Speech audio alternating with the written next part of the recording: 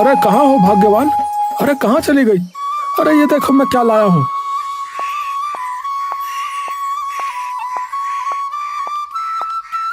अरे बाबा, इतनी बड़ी मछली कहाँ से मिली? अरे कहाँ से मिलती माँ, बाजार गया था। ये मछली देखकर मैं लालच रोक नहीं पाया तो ले आया। पर तुम्हारी माँ कहाँ है, दिख नहीं रही। माँ तो पास के तालाब से साग तोड़ने गई है।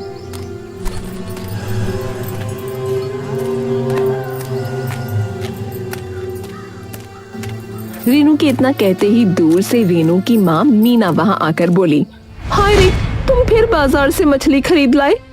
हाँ जी, तुम्हें अकल कब आएगी, जरा बताएं।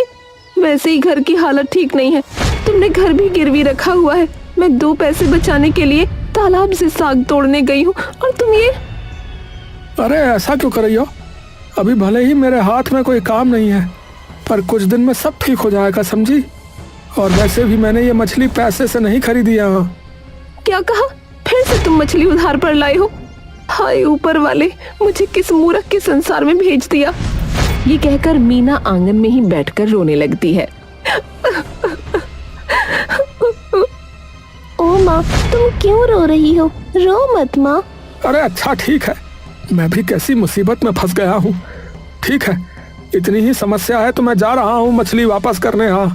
हाँ, खुद तो मूर्ख हो, बाकी सबको भी मूर्ख समझते हो। क्या कोई मिट चुकी मछली वापस लेता है? अरे ओहो, अरे नहीं लेते तो क्या है? ठीक है तो फिर हो गया। जाओ जल्दी से जाकर मछली को मसालेदार तरी बनाकर पकाओ, तब तक मैं आता हूँ हाथ मुंह धोकर। ये कहकर गोपाल वहाँ से चला जाता है।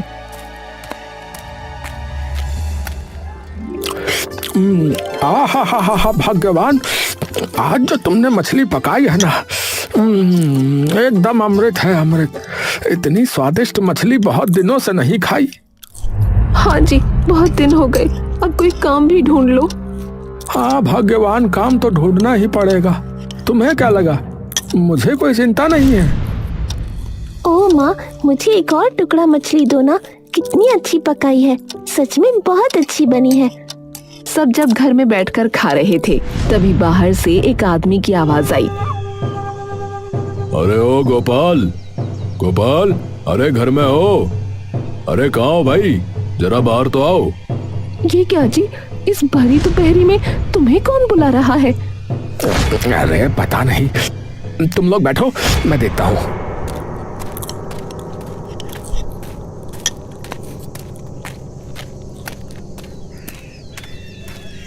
और देखा कि महाजन का लाठियाल वहाँ खड़ा है। ये लो गोपाल भाई, 1 हफ्ता तो गुजर गया, अभी तक महाजन का इस हफ्ते का पैसा नहीं भेजा तुमने, क्या बात है भाई? अरे लाठियाल भाई, आहिस्ता बात करो, थोड़ा धीरे। गोपाल के इतना कहते ही मीना और रेनू बाहर आ गईं।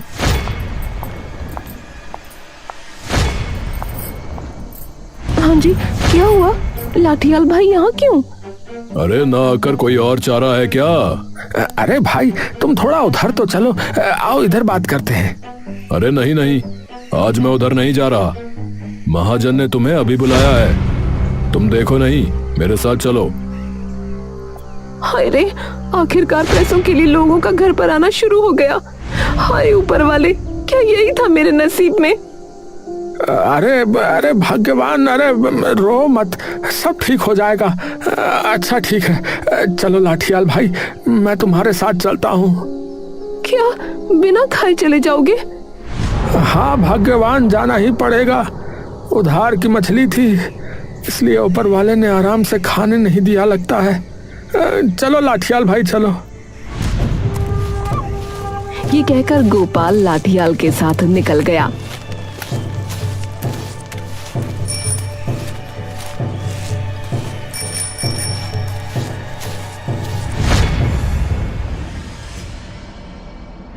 अरे महाजन साहब, मुझे एक मौका और दीजिए।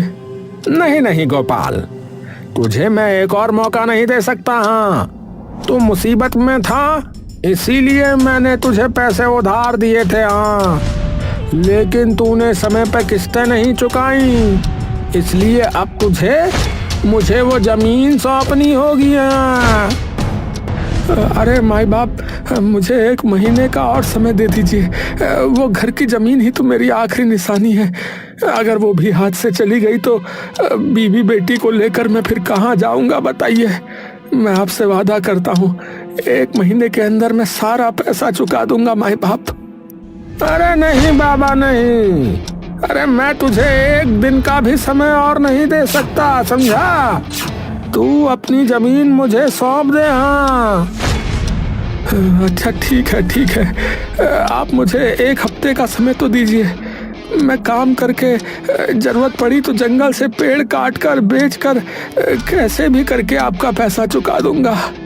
अरे तूने तो मेरा मन नरम कर दिया। अच्छा ठीक है, मैंने समय दिया भाई, लेकिन हाँ अगर इस बीच पैसे नहीं चुका सका तो फिर समझ लेना। हाँ नहीं महाजन भाई, मैं वादा करता हूँ मैं सारा पैसा चुका दूंगा। अच्छा ठीक है, तो यही बात तय रही फिर। ठीक है, अब तो जा। महाजन की बात सुनकर गोपाल वहां से चला गया।